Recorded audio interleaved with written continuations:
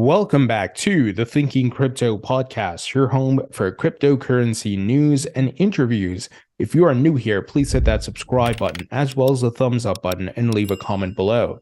If you're listening on a podcast platform such as Spotify, Apple, or Google, please leave a 5-star rating and review. It supports the podcast and it doesn't cost you anything. This content is brought to you by Uphold, which is a great platform that I've been using since 2017. They're one of my go-to exchanges. You can buy, sell, trade cryptocurrency on Uphold. They have 10 plus million users, 250 plus cryptocurrencies, and they're available in 150 countries. Right now, they're running a great promo that if you sign up and you spend $600 of whatever crypto, you can get $50 in Bitcoin for free. So if you'd like to learn more about Uphold, please visit the link in the description. All right, let's start off with XRP, guys, because XRP has been moving. Earlier today, the market was, for the most part, in the red, but XRP has been pumping. Right now, it's sitting just over 52 cents. You look at the 1 hour chart, you see some nice green candles and movement upward, and it's looking very bullish. And, from a 24-hour perspective, it's up over 10%.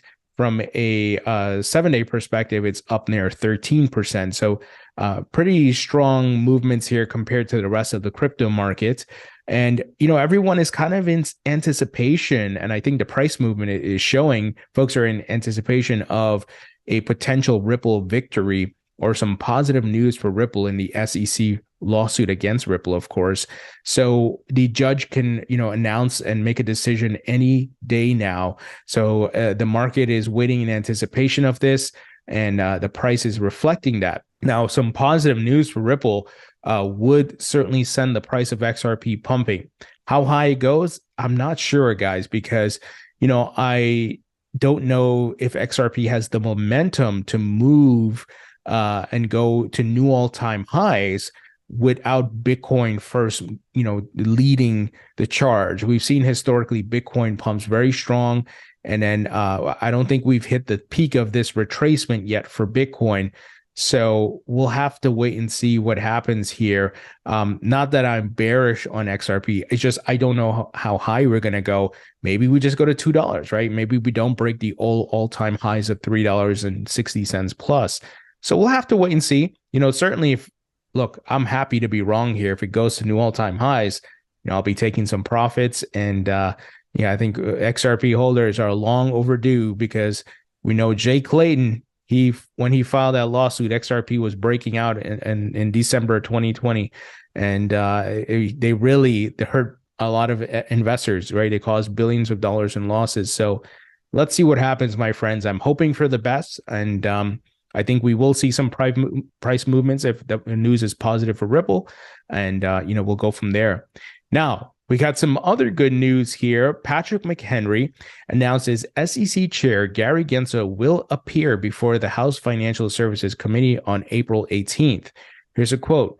"This will be about his rulemaking and his approach to digital assets," McHenry said, adding, "It's the first in a series of oversight hearings." So I know some of you have been upset the fact that Tom Emmer said a new day is coming. Look, I interviewed Congressman Bill Huizenga, who's the head of the committee, and we talked about holding Gary Gensler accountable. This was we did the interview in December. But folks have to remember that, Congress had to get situated in January, even into February, right? The new Congress had to take over. They had to get their ducks in a row, cross their T's, dot their I's, and so forth. Now that everyone's situated, they're starting to schedule these hearings, and they're going to bring Gary Gensler in and hold his feet to the fire. And even Congressman Tom Emmer, he retweeted what Patrick McHenry had to say, and he tweeted, "Time to fire up the grill." So they're going to grill Gary Gensler, and I hope it goes beyond just, strong language. And in my interview with Congressman Huizenga, and I'll try to get him back on the podcast, he talked about, look, we control the purse strings for the SEC. We can cut Gary's budget, and we can also mandate him to do certain things. So Let's see how things play out. I'm glad this first step of having the meeting schedule and bringing him in is, this is in motion. And of course, I'm going to have my popcorn ready for the April 18th to watch what they say and do with Gary Gensler, who needs to be held accountable. He's been on a tear lately, just going around shaking down crypto companies. Of course, the SEC has not put out any clarity. So the entire crypto industry is in limbo because the CFTC is saying certain assets are commodities, while the SEC is saying everything but Bitcoin is a security. So it's a complete mess for entrepreneurs and innovators and even investors. So get ready for this. Mark this one on your calendar, guys. Now, something else on the Ripple side. Here we had an analyst. His name is Bilal S. Little. I actually haven't heard about him before. And he was on CoinDesk talking about XRP and the benefits of it and the price movement. And attorney John Deaton retweeted his analysis, and he said, outstanding analysis by Bilal. He is 100% right. John said, if Ripple loses, what happens? The status quo happens while Ripple appeals to the Second Circuit Court of Appeals. The SEC did not seek a preliminary injunction. Ripple continues to grow 800% like it has. But if Ripple wins, their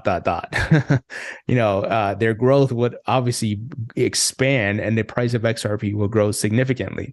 So to John's point, Ripple's been expanding globally. Their business has been growing, and they are in a really good cash position, even though this lawsuit is costing them a lot of money.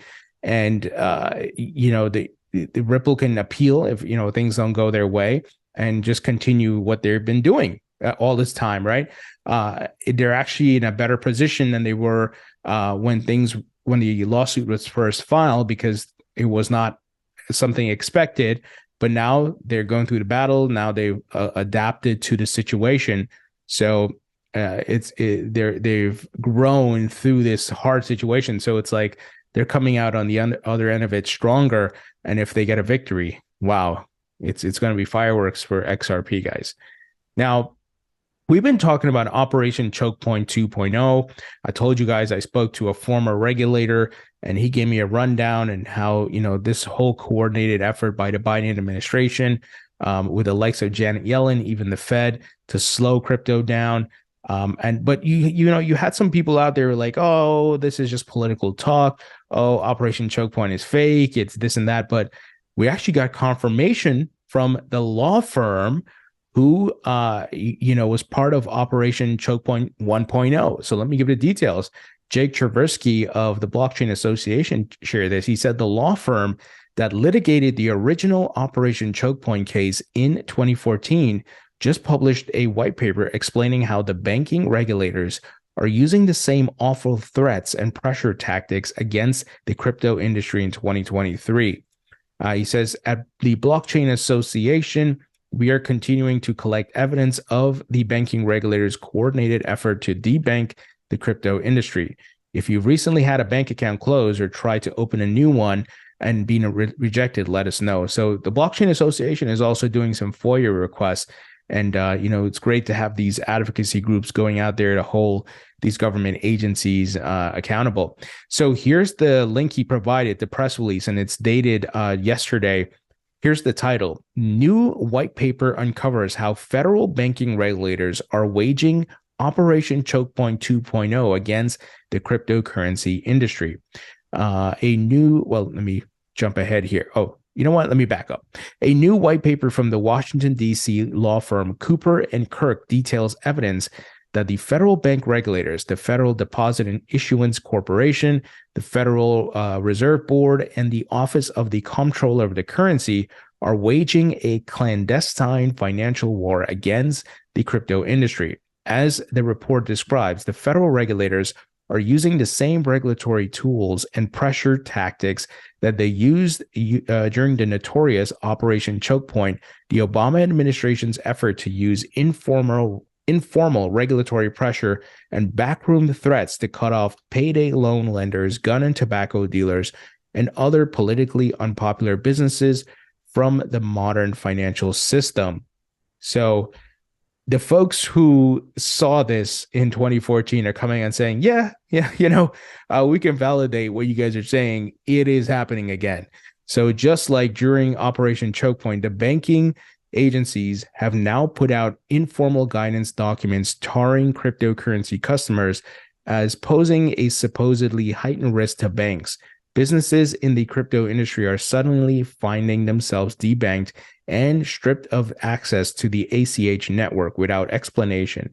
And in the past few weeks, federal regulators effectively shut down a bank that was known to be serving the crypto industry and then chose to shutter rather than sell the part of the bank that serves digital asset customers at a cost of billions of dollars. So really, really interesting here, guys, that these folks are coming out and validating Operation 2.0 or Choke Point 2.0.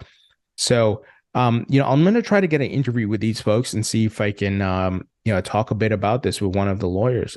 This is obviously validation of what we've been talking about and has been making the rounds. So we're in for a fight, folks.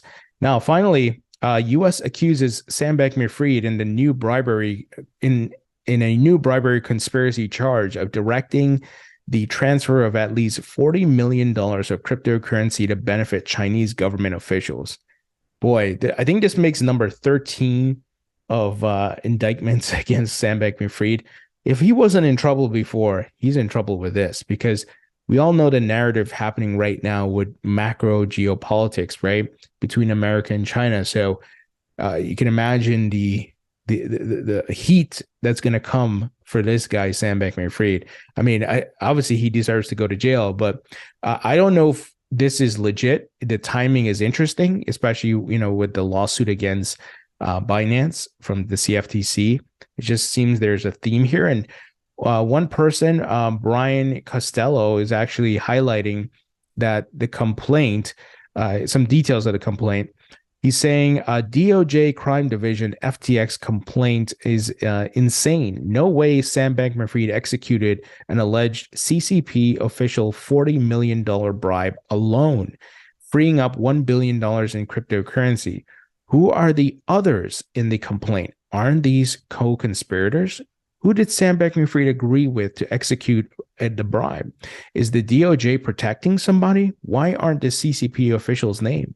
Did Sam Bankman-Fried consult with his sophisticated China investor Sequoia? Who employs Politburo advisor Neil Shen, a deep crypto experience? In March 23rd, Shen no longer was serving on the CPPCC National Committee. So I think there's multiple layers to this, guys. I don't know what is going on here.